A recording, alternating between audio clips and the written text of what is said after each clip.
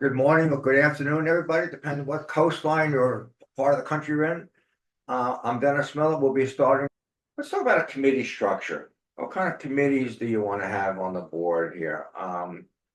There are a lot of committees that people have, and one of the things that I've noticed a lot is sometimes there's almost like it's like you're imposing your management on it. So there's a personnel committee, there's a purchasing committee, there's a committee for overseeing everything, and that to me would not convey a lot of confidence. So, particularly if you're dealing with wanting to have a true partnership with your CEO or executive director. Now, I use the word CEO and executive interchangeable. I know that a lot of people still use the word executive director, which is fine. I use the words chief executive officer, and I imply it's also chief external officer and chief entrepreneurial officer, but it's the same as board chair and board president, whatever titles you got here. But I think there's 4 valid committees to have on a board, nonprofit board. An executive committee. An executive committee usually is comprised of the officers of the board and or chair of a committee, of committees. The question is, how often should the executive committee meet? And my response is going to be, should not really be meeting on an all-time regular basis. But there's 2 reasons to have an executive committee meeting. One is when you want to brainstorm things. You know, you're thinking about coming in affiliation with someone or developing a collaboration with somebody, or you're thinking about maybe changing your name or a new facility or moving, whatever. And you want to run it by. That's appropriate for the executive committee. Totally appropriate. A sounding board. You want to meet with the board's executive committee. The second reason to have an executive committee is you need something approved, like a bank note. We got to approve a resolution, so we have a banking relationship. We need approval. The executive committee is the only committee that can approve something without the full board approving it. It's the only one. But the downside to executive committee is I've seen them used too often. I've seen literally every board meeting does an executive committee first. And what that says to people is that I'm not part of the big ship. And I discouraged that. I don't think the executive committee should be meeting monthly. I think it should be meeting when the CEO and the board chair feels the need to meet. Everybody has a finance committee, and I think that's important to oversee the resources and see how you're doing financially. And that finance committee serves usually as your annual audit committee. That's appropriate. But there's 2 other committees which I think are appropriate. And the third one, besides executive and finance, is governance. Now, it used to be called a nominating committee. You nominated people to join your board, or you nominated people to be officers of the board, and that's kind of what it was. And then it got involved with board training and board education, things like that. So it became kind of a board development committee. But those words got kind of, they got kind of tied up with fundraising development. So the term today that people use for a committee that deals with the board is the governance committee. And that involves everything. And that can meet as often as you want, but usually meets quarterly. But that is about overseeing the board succession planning, overseeing the bylaws, making sure they're followed. Some people haven't looked at the bylaws in 20 years. But also it's a focus about board recruitment and see about recruitment processing and things like that. And one of the things I described in my new book, What Every Nonprofit CEO Needs to Know, is I believe the best way to recruit people is identify the competencies you need first, not skills. And so competencies are things like inspirational leadership, collaborator, change agent, strategic thinker, change agent, influencer, that kind of thing here. So governance committee plays a major role in an organization. The 4th committee, which I think everybody should have, is just a strategic development committee, because you have a strategic plan. Most people do. Sometimes they're sitting on a shelf collecting dust, but a strategic development committee says, how are we moving forward to achieve our vision? We just talked about having the importance of a vision and having metrics to say, how are we doing? So we've had metrics for whatever it might be: impact more people, impact more lives, grow more revenue, reach more donors? And if strategic development committee can see how is that coming along, I think that's important. And I think that's, so from a committee structure point of view, I see four: executive, finance, governance, and strategic development here, okay? One of the things that I use a lot is a term called the 50% rule, okay? 50% rule. So what does that mean? Well, it means that half the time, and I'm gonna give you an example too here, just taking a sip of iced tea.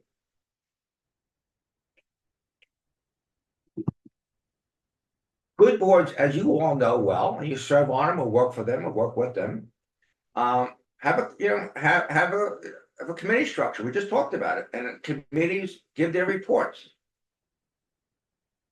But I want to give you a sort of a true story that I had in my career, probably 15 years ago, where a board chair said to me, Dennis, I just can't seem to engage my board, and we're doing a strategic plan. I said, fine. He said, I can't, I'm having trouble engaging my board. I said, it's fine, I'll help you with that. It's very common. And I believe I interviewed, I think over the phone or in person, I interviewed 12 board members. And I'll never forget that 4 board members told me that they feel that if they miss a meeting, they don't miss anything. And I'm listening to myself. They're saying if I miss a meeting, I don't feel like I missed anything. So I said, that's odd. So I asked the board chair if I could go to the next board meeting and be an observer. And I went, and this is how it went. There was an email that went out with the executive director or CEO's report, finance report, facilities update, and their gala update. They were celebrating the 100th anniversary, I believe, that year. So the CEO comes in and the board chair says, call the meeting to order, approval of the minutes of the last meeting, which they did. All in favor, say aye. Aye. CEO read his report that he already handed out. Just read it, word for word, read it. And it didn't say, so besides the report you got, any questions? But there are 2 things that have happened since that time. We did A and we did B. Next was fine, accepted report, finance. Fabulous financial officer. She was amazing and talented. She gave a great report, concise, everybody understood it. There's a brief report about facilities. They were making some renovations in their organization. It was fine. And there was information about their gala. And it was accepted. And then the board chair says, anybody have any questions? There was no questions from anybody in the room. 12 board members and the CEO and myself at a table, listen to people. And he said, "That's good, fine. The meeting's called to order, and we'll re-meet in 3 months." And I sat there observing it, and I understood exactly why the 4 board members told me if they miss a meeting, they don't miss anything. So when I say the 50% rule, here's what I'm suggesting. Yes, committee structures are important. Don't get me wrong. They're very important for doing the work of the committee here. But how about if, along with the committee reports, at every monthly meeting, you had what I call the 50% rule, where half the board meeting is going to spend actually having a discussion about an issue. So let's talk about a couple. What if we asked, the board said, okay, we preached all the committee is fine. Let's go have a discussion now. The board chair's role is this. And as you know, there's always 2 people on a board that don't say anything and 2 people that don't shut up. So the board chair's job is to make sure that everybody's speaking. And go around the table and have something like this here. Yeah, how do we measure our success? People look at them. Yeah, how do we measure our success as an organization? It's a fair question to ask. I think it is. And go around the room. Mary, Tom, John, Sue, Jim. How do we measure success? And then obviously, how do we measure the success of the board? How do we measure the success of the CEO? How do we measure our success as a board? How do we measure our success? How do we measure our success? How about we have this question? that are following me. What's the value we provide to the people we serve? What's our value? Imagine having that conversation at your board meeting. What's the image? What's our image? What do people think when they hear our name, ABC or DCM? What do they think about? Have that as a discussion, reflection. How do we measure our success? What's the value we provide? What's our image? Why are we worthy of someone's gift? So on the board's role to become, more and more engaged, I recommend the 50% rule. Sometimes it might be such a short meeting and the discussion becomes 80% of your board meeting. Sometimes it might be 20%. But could you imagine having a board meeting where it's not just a finance report, the executive director's report, and anything else, but a discussion about how are you coming along in achieving your vision? We just talked about it. A vision needs to be a statement about a future direction that's more desirable, more successful than today. And how will you measure that progress? That to me is important. That is very, very important. Okay. Let's talk about the issue of building a positive brand. What's the board's role in building a positive brand? I see some people just have been entering here, so I want everybody to know that regardless of when you join the webinar today, that you will get the full recording and the PowerPoint. And I'm going to encourage all of you to schedule a 30-minute free virtual consultation with me, with as many people as you want, or just yourself, or your board chair, or your CO, whatever you want to do. Just schedule a meeting with me. We'll take care of it all. So let's talk about building your brand. What is it? It used to be that brand building strategy was relegated to the for-profit world. IBM, how does IBM brand itself? Coca-Cola, how does it brand it? Chrysler, Lee Coca, Amazon, Apple, how do you brand yourself? But here's a question for everybody to think about is what is brand identity? And it's everything about you. It's your personality, it's your promises to those you serve, it's your vision, it's your mission. That's who you are. It's your values. Do you have a value? Of course, they're core values, but do you have surveys of clients and staff? Do you survey people to see how satisfied they are with you? I've been working with nonprofits for 20 years and I enjoy every minute of it. And I just thank each and every one of you for what you do. You are the glue that keeps this country together with people. You're so important. And the more people I meet, it's breathtaking. The gentleman I had on today, the largest homeless situation in the country. So how do you communicate messages? What's your website look like? How do you let staff, board, donors, the community know about your achievements? Do you have a speakers bureau where people can, on your leadership team, could be speaking in the community here? But how do you distinguish yourself from somebody else? So how is your program different from what the YMCA has, or what Big Brothers and Big Sisters has, or what United Way has? How do you distinguish yourself? What is your brand? I think it's important. I think it's very important for a lot of reasons, but I think it's really very important here. Okay. Again, talk about engaging and collaborating with your board about why do people give money? Most board members, and I've been a chair of many boards, but more board members would rather stick pins in their eyes, as I say, than raise money. And I have a very different philosophy. I was able to raise a lot of money in my medical center days as president and my days as being a board chair of a school.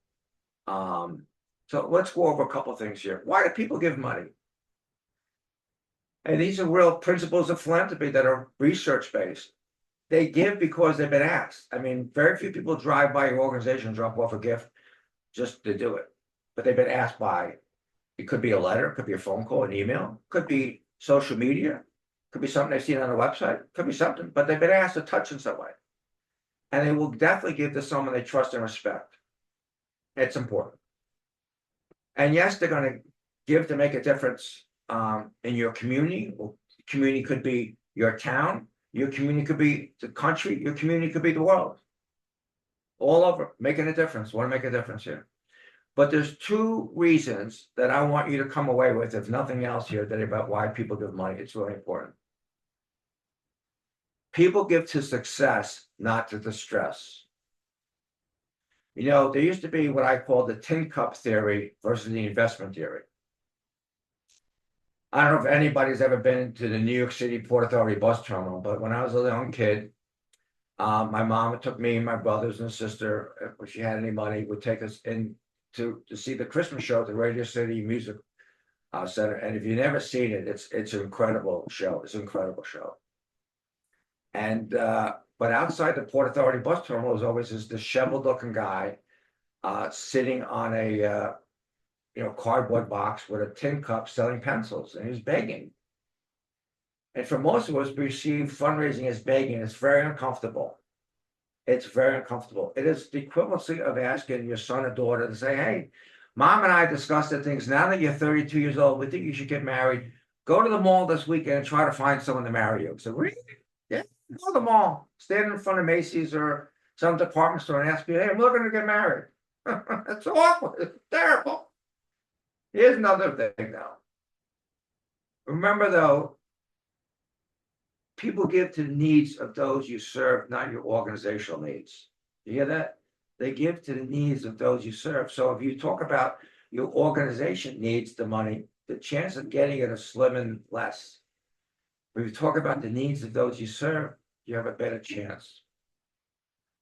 I'm going to talk about something right now, which I call the tripartnership of philanthropy, where I want my development officer, my board, and my CEO, executive director to be on the same page here. So let's go over that. And again, if anybody has any questions, feel free to just go into the chat room. Okay. So what is the role of the CEO? What is the role of the CEO in the world of fundraising? I think they're the chief entrepreneurial officer, chief entrepreneurial business officer. They're not, this age is not because, I'm executive director. I didn't get the grant from the county, state, and what's going on nationally right now is very difficult. But they're out there making relationships happen. They are the chief relationship officer. In the nonprofit space, the public knows or should know the nonprofit executive or CEO, where in the for-profit space, they know the chair. So they know it's Lee Iacocca or, whoever it's going to be. Over at Apple, whatever it's going to be, who's the chair, people will know that. In the nonprofit world, it's the CEO. And you want him or her to be the chief communications officer. I just talked to chief brand builder, talk about the success and impact you're having. And chief fundraising officer, that's the role of that.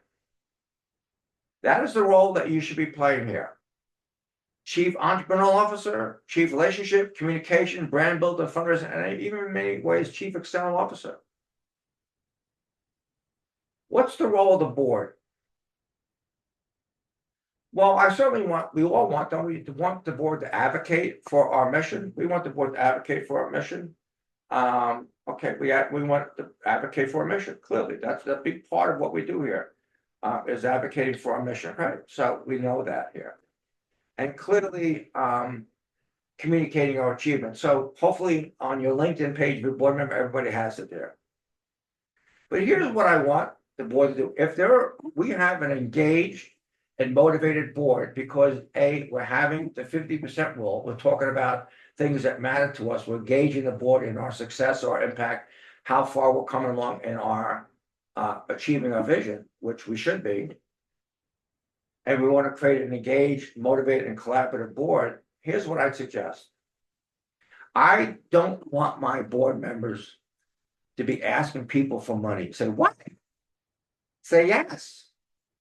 Now, it's different if we're having a gala or golf outing and we want the board members to ask for sponsors. That's fine. It's an easy thing. It's not personal. But here's what I'd rather do. I'd rather ask my board members, and I'm gonna just make an example. Let's say we have 10 board members. I want my board members to help me identify and help cultivate 3 to 5 prospective donors in a year. So let's say 3. That means you're gonna help me cultivate and meet with a family or an individual, or maybe a corporation, a business, or a foundation. So if I have 10 board members and everybody agrees at a minimum to help me cultivate 3 donors, prospective donors, that's 30 prospective donors I have for the organization. And that's what a development officer, we're gonna come to that. But too often an organization hires a development officer and thinks, well, he or she's just gonna do it by themselves and the board sits back. That's not gonna work. Yes, you want the board to put a personal note on letters of annual appeals and personal contributions, and the board should make an annual contribution subject to their means. The board should recognize and thank donors. Absolutely. I'm gonna be a little controversial. I'm not a big believer in give or get. I'm gonna tell you why give or get. Well over decade, 15 years ago, I worked for an organization and they implemented a give or get before I got there. And what happened? The one person who was the most respected in the region was a pastor to a church. And he couldn't promise to give or get. He had to step off the board. Now, I know the reason behind the give or get. You want your board certainly to give and help get, yes. But when you create a give or get and you come up with a number and say give or get 10,000. So if I give 2,000, I need, people to give me 8. So I meet my goal. But the problem with that, if you have someone who can give you 100,000 and you give or get is 10,000, they're going to give you 10,000. So we just talked about the role of the board, the role of the CEO. What's the role of the development officer? He or she should be developing a comprehensive, diversified fundraising plan. Yes, an annual appeal, of course. Some support for grants, absolutely. Federal grants, state, county grants, yes. There should be a written case for support. Why you're asking people for money and how it's going to work. Quarterback the game plan between the CEO and the board. Help with cultivation relationships. Yeah, follow through with different initiatives. Certainly have a donor database and educate the board and CEO. Provide and help solicit gifts. There are times when you, as a development, can be the one soliciting the gift with a board member or without the board member and provide stewardship. That becomes a tri-partnership. Go back to the role of the CEO, the role of the board, and the role of the development. When an organization functions appropriately in this tri-partnership, you're going to do a lot better than just thinking you had a development and he or she's going to do it by themselves. Okay. I have this saying that good boards evaluate CEOs, but great boards evaluate themselves. This is what I mean by that. If you go, and this is not a sales, but if you go, I think it's important to evaluate ourselves as boards, evaluate and assess ourselves as leaders and our CEOs, as well as our team and staff. It's not because we're trying to find things that are wrong. It's the opposite. We want to assess ourselves annually, our board and our CEO and our leadership team and our directors and assistant directors and our staff. We want to measure our strengths.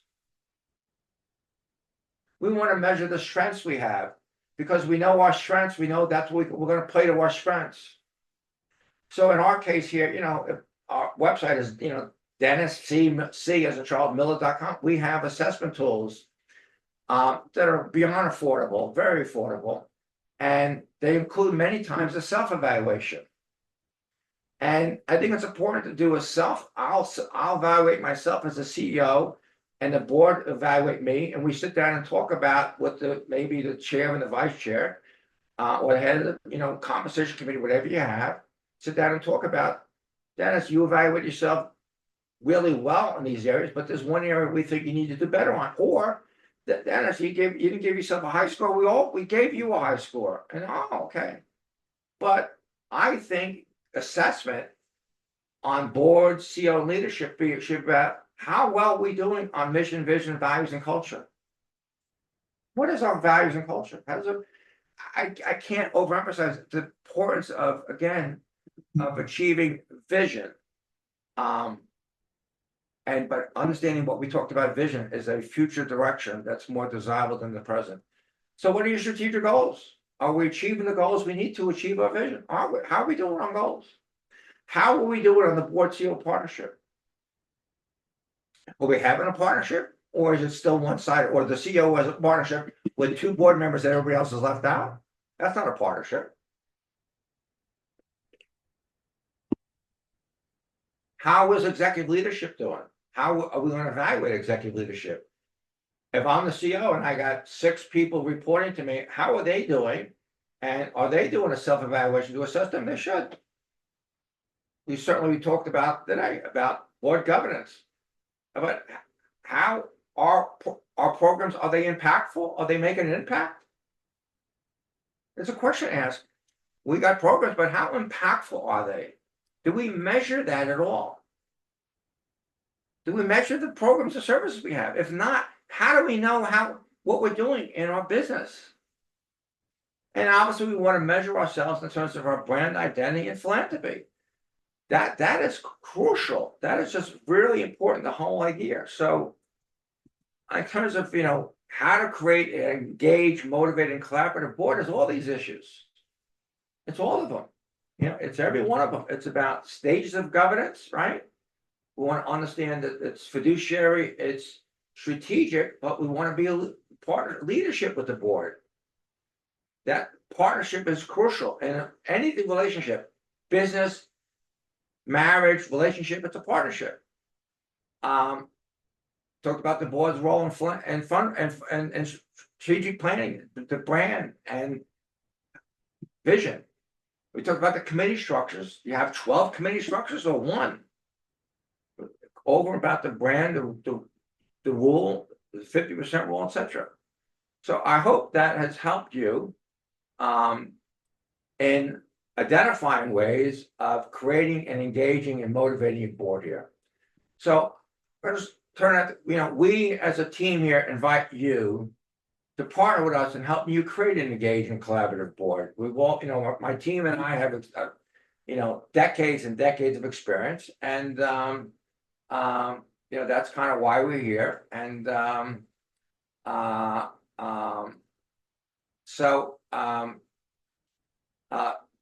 Trish, you asked, here's what's going to happen. Everybody will get, I don't know what happened, but everybody will get the PowerPoint presentation, the deck, and everybody will get the recording. I promise that. So I don't know what happened with stopping recording for some reason, but everybody will get that.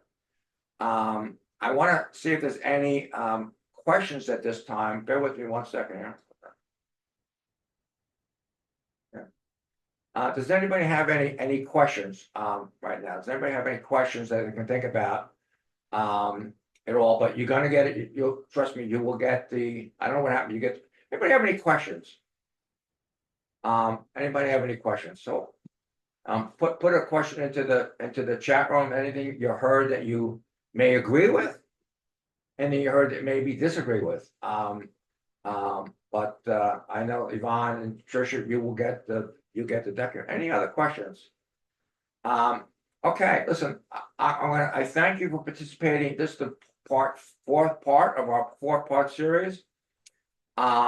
We will reach out to you shortly, and we'll issue to schedule a free virtual consultation with me and members of my team, and help you organizations succeed. So again, I thank you all for being with me today, and I appreciate it. Thank you very much.